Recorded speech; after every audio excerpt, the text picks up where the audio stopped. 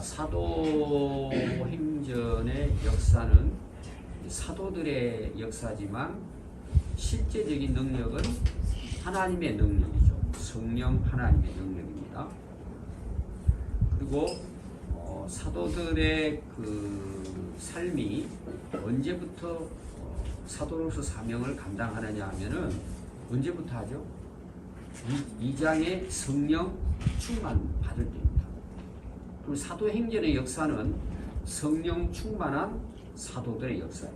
그냥 단순히 사도들의 역사가 아닙니다. 성령이 그들이 그 성령의 충만함을 받았을 때 뭘 얻어요? 능력을 얻습니다. 힘을 얻어요. 권능을 얻습니다.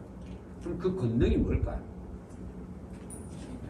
우리가 많은 그 분들이 은사주의자들 있잖아요. 신비주의 이런 거 있습니다. 그게 굉장히 유행할 때가 있었어요. 그래서 그런 모임들의 사람들이 이제 막 이렇게 모여들고 지금도 그런 경우가 있어요. 근데 성령 충만 또 하나님이 우리에게 주신 성령의 능력은 어떻게 나타나느냐? 딱 하나예요. 예수 그리스도를 증거하는 거예요. 여러분들 실제로 전도해 보셨지만 쉽지 않잖아요. 어떤 경우는 두렵기도 하고 또 말이 잘 안 나오기도 하고 자신감도 없고 우리 힘으로는 어려워요. 물론 우리가 꼭 어떤 능력이 나타나가지고 전도를 잘하는 건 아니에요. 우리 스스로가 뭐예요? 예수님을 전하게 되는 거예요. 어떻게 보면 우리가 맨정신으로 되겠냐? 그냥 우리가 예수님을 전할 수 있겠냐? 어려워요. 어떻게 우리가 보이지 않는 하나님을 전할 수 있어요? 아니 죽어서 가보지도 않은 천국을 우리가 있다고 어떻게 전할 수가 있어요? 참 어려운 거예요, 사실은. 근데 우리 안에 하나님의 영이 임하신 어때요? 그 성령께서 역사를 하시죠. 사실은 어떤 경우는 설교도 마찬가지예요. 여러분들 한번 제가 은사에 대해서 이야기하면서 예언이 뭐냐고 했을 때 하나님 말씀의 증거예요. 근데 우리는 대개 예언을 어떻게 해요? 물론 그 속에는 이스라엘 백성들의 미래가 들어있기도 해요. 또 그 예언자들을 통해서 이스라엘 역사를 이끌어가는데 실제적으로 그 당시 이루어진 것도 있다 그랬죠. 제가 그 이야기에 여러분들에게 계속해서 설명했어요. 근데 그 예언의 주제, 그 예언의 궁극적인 목적이 있다 그랬죠. 그때 실제로 일어난 사건이고, 특히 이제 다니엘서 같은 경우에는 여러분 신상 기억나죠? 머리부터 해가지고 신상이. 근데 실제로는 그 신상에 의해서 로마가 나타나고 예수 그리스도가 나타나서 오늘 우리 구원의 역사가 이루어진단 말이에요. 근데 그 당시 일어난 것도 있지만 궁극적으로는 누구를 위한 예언일까? 예수 그리스도의 오심과 그 예수 그리스도의 구속이에요. 이게 예언의 초점이에요. 그리고 이것이 완성될 때가 언제일까요? 재림하실 때예요. 여러분들이 그 예언, 능력 모든 것을 하나로 딱 묶은 거예요. 예수 그리스도에 대한 증거예요. 이걸 여러분들이 분명하게 알면 이제 사도행전 같은 경우에도 좀 이해가 돼요. 계속 그 이야기예요. 그럼 오늘 여러분들이 읽은 내용을 보면 사도들이 노임에 그랬어요. 이 놓였다는 것은 앞의 내용과 연결되는 겁니다. 어디에서 놓였을까요? 네, 체포돼 가지고 그 대제사장들 장로들이 위협을 합니다. 오늘 우리로 말하면은 너 죽인다는 거예요. 근데 뭘 그 위협해요? 너 절대 예수에 대해서 말하지 말라. 오늘로 말하면 전도하지 말라. 야, 예수가 어디 있냐? 뭐 어떻게 부활했냐? 자기들도 부활한 걸 알아요. 예수님이 부활을 했단 말이에요. 자기들 그거는 그 당시 예루살렘에 있는 사람 다 알고 있는 내용이에요. 근데 사도들이 성령 충만 받았죠. 예수님의 성취까지 그들이 보았잖아요. 그리고 성령 충만을 받아가지고 입을 열었는데 복음을 전하니까 뭐예요? 3,000명, 5,000명. 핍박은 받는데 믿는 자들은 계속 일어나요. 그게 이제 성령의 역사죠. 절대 말하지 말라는 거예요. 죽여버린다. 그러고는 어떻게 할 방도가 없으니까 그 경고를 하고는 내보내준 거예요. 어쩔 수 없이. 그리고 돌아온 거예요. 노임에 그 동료에게 가서 제사장들과 장로들의 말을 다 그 일어났던 앞에 이야기 있죠. 절대 우리 예수를 전하지 말라고. 그럼 너 감옥에 다시 집어넣는다고 우리에게 경고를 했다. 주의를 줬다. 하고 이제 그 일어났던 이야기들을 다 했는데 결론은 뭐죠? 풀려났죠. 누구의 은혜일까요? 하나님 은혜. 갇히고 말하지 말라 그러는데도 앞에서는 또 뭐라 그랬어요? 내가 하나님 앞에 당신들 말 듣는 게 옳으냐? 하나님 말씀 듣는 게 옳으냐? 또 당당하게 이야기하죠. 그들이 어떻게 할지를 못하는 거예요. 대단한 거죠. 그래서 이열하고 이제 돌려보냈는데 이걸 내용을 알려주니까 24절 보니까 거기 동료들은 사도들이고 함께 모여있는 오늘로 말하면 교회라고 볼 수 있어요. 듣고 한 마음으로 하나님께 소리 높여 이르되 대주제여 천지와 바다와 그 가운데 만물을 지으신 이로. 자, 이게 지금 뭐예요? 기도. 한 마음으로 모여서 지금 위기잖아요. 오늘로 말하면은 경찰들이 저를 붙들어 가지고 감옥에 집어넣고는 다시는 설교하면 안 돼. 예수 전하면 안 돼. 죽여버릴 거야. 제가 와가지고 여러분들에게 내가 하룻밤 감옥 갔는데 지금 우리가 예수 전하면 죽인다고 한다. 어떻게 하면 좋겠냐. 그때 그들이 기도하기 시작. 도망간 게 아니에요. 숨은 게 아니고 그냥 한 마음으로 그때부터 부르짖고 기도하는데 하나님에 대한 표현이 뭐냐 하면은요. 하나님께 소리 높여 오늘 막 부르짖고 기도한 거예요. 이 위기 앞에서 대주제예요. 한 번씩 이 내용이 나옵니다. 대주제예요. 큰 대자잖아요. 주인 중에서도 뭐요? 큰 주인이에요. 쟤는 재상이라는 뜻이거든요. 그러니까 종이 그 주인을 부를 때 가장 높이는 그 표현이 뭐냐? 이게 이제 한자지만 대주제. 왜 대주제일까? 그 이유가 나와요. 천지와 바다와 그 가운데 만물을 지으신 하나님이란. 이 우주 만물에 뭐예요? 주인이시니까 대가 들어가죠. 대주제시요. 그러면서 이들이 기도하면서요. 25절에 보니까 또 주의 종 우리 조상 다윗의 입을 통하여 성령으로 말씀하셨다. 자, 다윗의 시를 인용하는 내용이에요.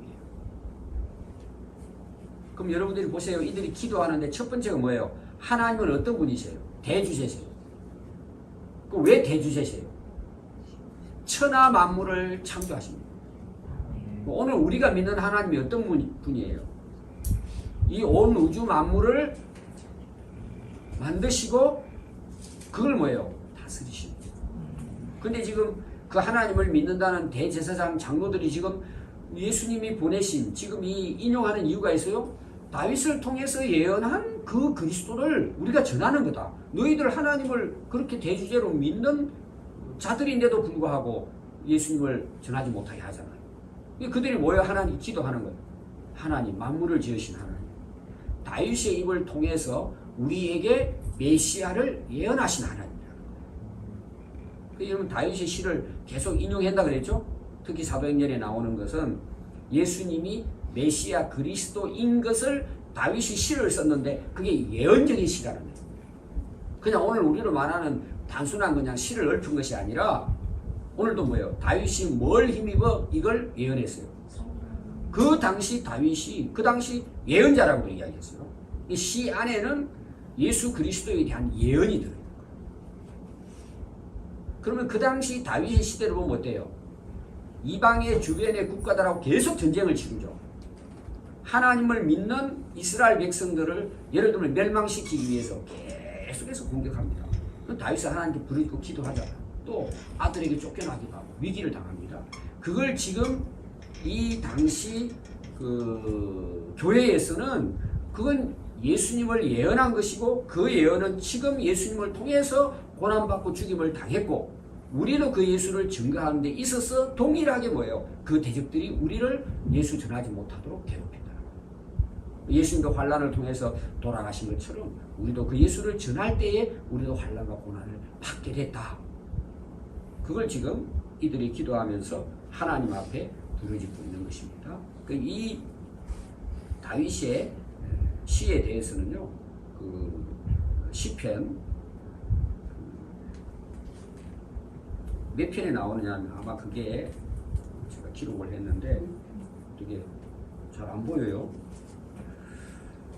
2장 1절 인용입니다. 그 내용이지. 이 오늘 그 내용이 나오는데 뭐냐면 어찌하여 열방이 분노하며 족속들이 허사를 경영하는 거. 이 이방인들과의 관계 속에 그 당시 다윗이 전쟁을 치르면서 그 고통 속에서 이걸 기록했는데 이게 메시아의 예언과 지금 초대교회 성도들의 핍박에 대한 것을 같이 지금 이렇게 이야기하고 있습니다. 여기 열방은 누굴 이야기할까요? 여러 나라예요. 이방 나라입니다. 그럼 여기서 민족은 뭘까요? 이스라엘. 이들이 합해가지고 오늘날 뭐예요? 그 당시 그들이 기도할 그 당시에 예수 믿는 사람들을 핍박하고 또 뭐예요? 예수 전하지 못하게 하는 일을 행하고 있다. 그게 뭐예요? 허사를 경영하는 헛된 일을 하는 것입니다. 유대인들이 그걸 한 거죠. 그래서 세상의 군왕들이 나서며 관리들이 함께 모여 주와 그리스도를 대적했다. 자, 그 당시 이 군왕들은 로마 왕권이잖아. 로마가 이스라엘을 다스렸어. 그 재미있는 이야기가 이제 나옵니다. 그 관리들은 이스라엘 백성들을 가리켜. 로마가 이스라엘을 지배했는데 예수를 핍박하고 죽이는 데는 뭐예요? 그들이 합세한 거예요. 그 이제 얘가 나오죠. 아래 이제 27절입니다. 과연 헤롯과 본디오 빌라도는 이방인은 이 당시 로마 제국, 이스라엘 백성과 뭘 했다고요? 합세해서 예수님 십자가 못 박아 죽였죠. 이스라엘 백성들이 예수님을 죽이는데 뭐예요? 로마의 지배를 받았기 때문에 자기들이 사형권이 없어요. 사람 못 죽여요. 법적인 것은 로마가 지배를 하고 있어요. 그때 뭐예요? 자기들이 합세한 거예요. 원래 이스라엘 백성들에게 로마 정부는 뭐예요? 정오의 대상이에요. 자, 일본 우리 생각해 볼까요? 우리나라 와서 지배를 했어요. 근데 우리나라 정치하는 정치권 중에는 자기들의 기득권을 위해서 일본하고 뭐예요? 손잡잖아요. 물론 그들도 일본은 제거돼야 될 대상으로 본 거예요. 빨리 자기 나라로 쫓아내기 위한 마음을 갖고 있어요. 그런데 자기의 현재의 기득권을 어떻게 보면은 권력을 유지하기 위해서 결탁을 하는 총독. 그렇게 해가지고 선민들을 죽이는, 독립군들을 죽이고 그런 매국노들이 우리나라 역사 속에 있는 거예요. 어느 나라를 가도 마찬가지예요. 이 이스라엘 백성들이 뭐예요? 특히 사두개인. 사두개인들은 정치를 행정을 이끌어가는 그런 어떤 역할을 했어요. 그 유대인들 중에서도 그게 소수입니다. 대제사장이라는 가야바, 암디바 앞에 우리가 공부했어요. 그들은 예수를 죽이는데 로마와 함께 합세를 해가지고 본디오 빌라도의 손을 통해 가지고 죽이게 하는. 지금도 마찬가지예요. 예수 믿는 사람들을 핍박하고 죽이기 위해서 결탁. 이건 여러분 오늘날 우리나라 정치 안에 있습니다. 자기가 살고 기득권을 유지하기 위해서는 자기가 원수로 생각했던 사람하고 힘을 합해가지고 그 사람을 죽이는 거예요. 이런 일들이 일어난 거에 대해서 지금 하나님 앞에 부르짖고 기도하는 거예요. 이럴 수가 있냐 이거죠. 자, 누구를 죽였다고요? 하나님께서 기름 부으신 거룩한 종 예수를 거슬러 핍박하고 죽였다. 하나님의 권능과 뜻대로 이루려고 예정하신 그것을 행하려고 이 성에 모였나이다. 자, 결국은 뭘까요? 자기들이 할 수 있다고 이게 이루어지는 것이냐? 아니라는 거예요. 아니 하나님께서 예수님은 하나님의 아들이시다. 예수님이 십자가에서 부르짖잖아요. 근데 하나님 아무 응답도 안 하시잖아요. 왜 그랬을까요? 하나님 능력이 부족해서 그럴까요? 지금 베드로 요한이 복음을 전하는데 감옥까지 가요.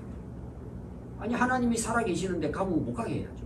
자, 베드로 같은 경우뿐만 아닙니다. 계속해서 사도 바울도 마찬가지고 감옥 갑니다. 순교당합니다. 뭐 스데반, 빌립 해가지고 다 베드로도 결국 뭐예요? 십자가 못 박혀 죽습니다. 아니 하나님 능력이 없으실까요? 그게 이미 예정되어 있다는 거예요. 하나님의 구원의 역사 속에 하나님께서 허락을 하셨다는 거예요. 아니 가룟 유다가 예수님 판다고 하나님께서 가룟 유다를 못 이겨가지고 가룟 유다 제거 못할까요? 십자가 못 박는 군민들을 죽일 수 없을까요? 로마도 다 물리칠 수 있겠죠. 내버려 두시다니 하나님께서.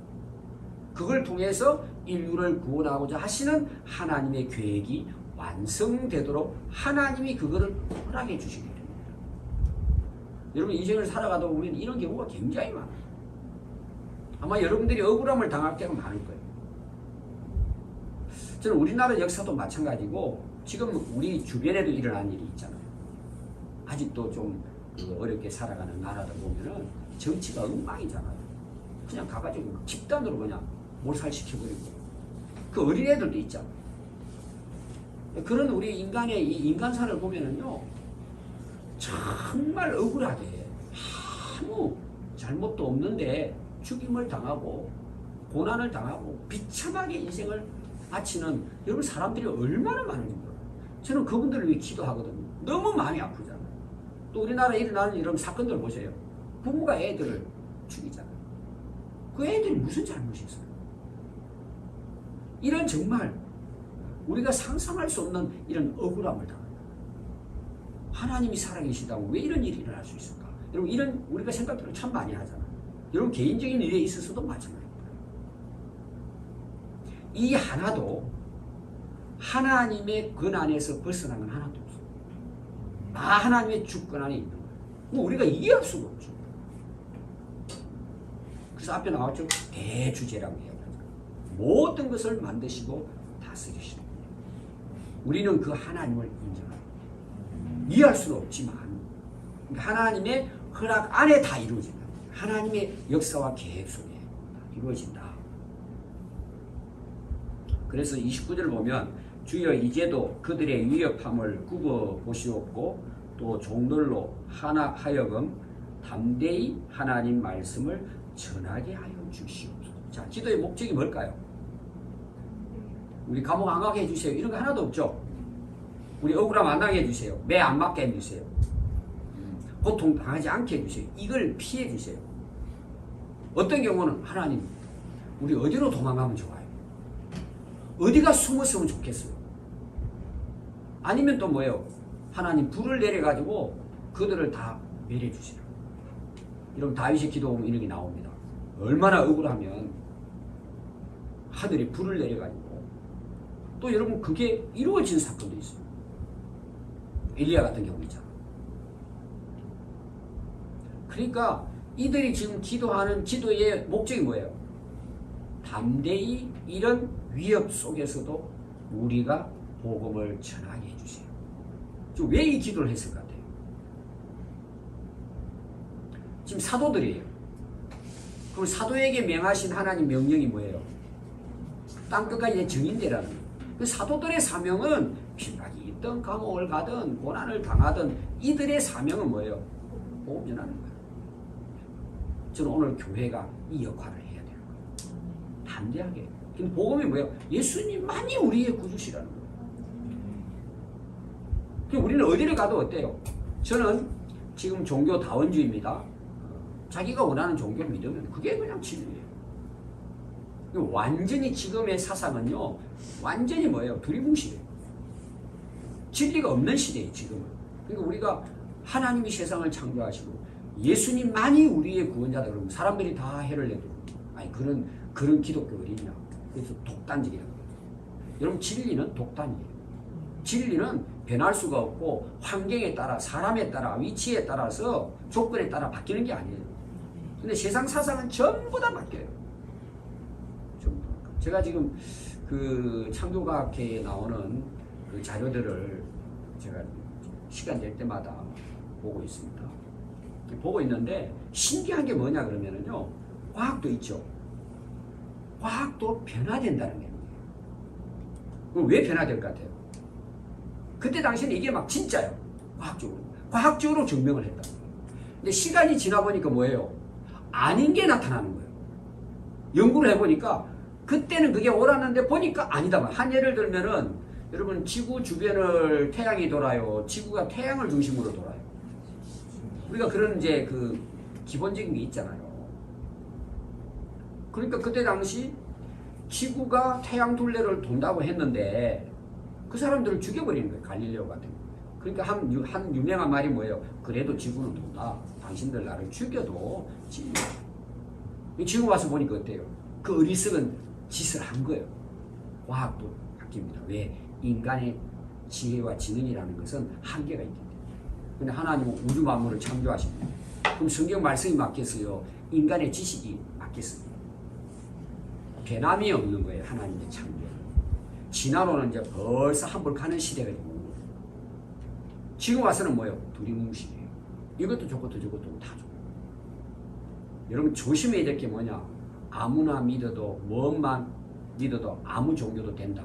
이게 지금 흘러가는 사상 흐름이에요.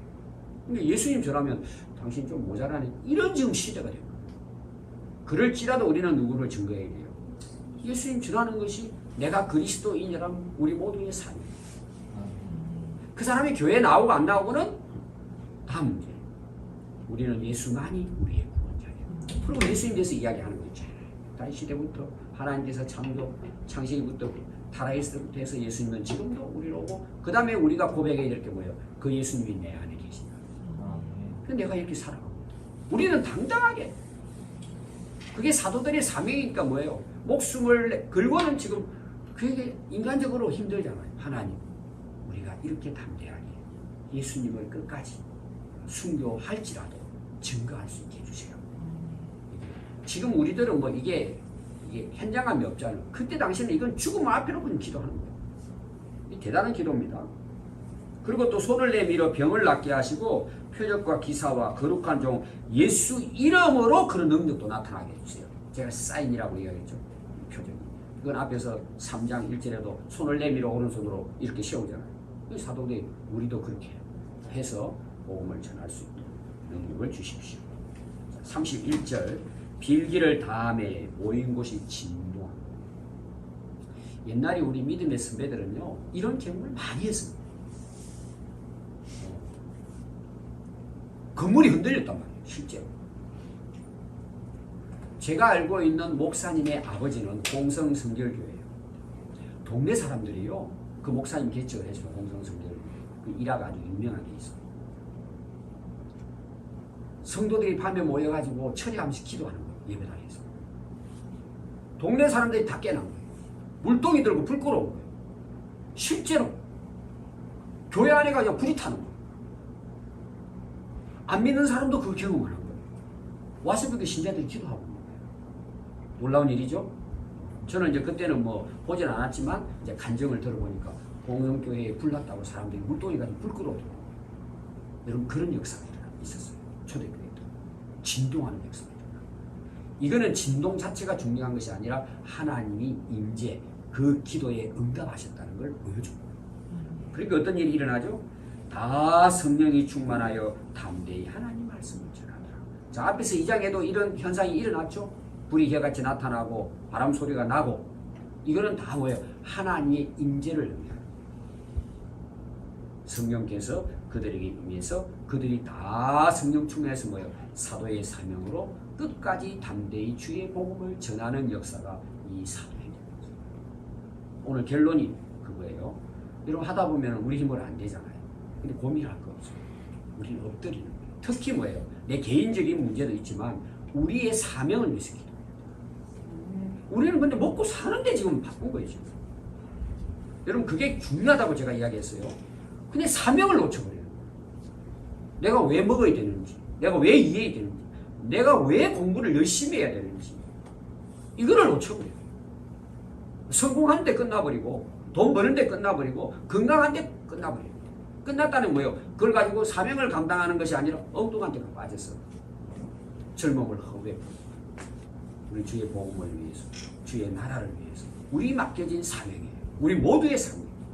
우리 이 사명 잘 감당하다가 오늘이라도 부르면 우리가 주님 앞에 가면 되죠. 여러분 그런 믿음으로 기도하고 또 변함없이 이 사명을 잘 감당할 수 있기 바랍니다. 기도하겠습니다.